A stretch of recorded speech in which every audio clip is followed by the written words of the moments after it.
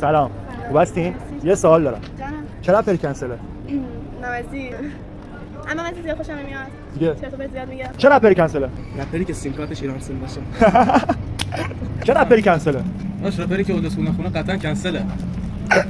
دمت گرم. چرا رپری کنسله؟ رپری که فوش بده کنسل.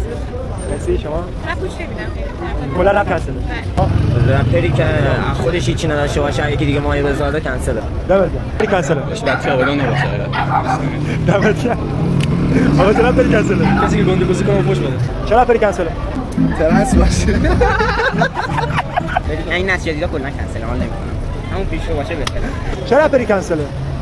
رپری که مثلا گنده گوزی کنه خیلی اصلا بدم میاد. پیشرو کنسله. پیشرو کنسله کلا؟ آره کنسله تتل خوبه و مثلا حسین تویی هم خوبه. ولی پیشرو اصلا. رپری که خیلی فوش بده تو. خب فوش ناموسی. دمت گرم. دیگه رپری که کلمات انگلیسی رو خیلی به کار میبره تو رپش. کنسله. رپ فارسی نیست دیگه. نه دیگه رپ فارسی حساب نمیشه. روک بگم هیپ هاپولوژیست کنسل. رپری که زیاد فوش میده کسبازی در بیاره به قیفش نخوره که همین لفظ استفاده کنه. چرا رپری کنسله؟ گادفوری. هیپ هاپولوژیست. اوه گادفوری. چرا رپری کنسل؟ مهدی فرد. والا همه کنسل انجاز. جواد یساری. آقا دمت گرم. خیلی شدید.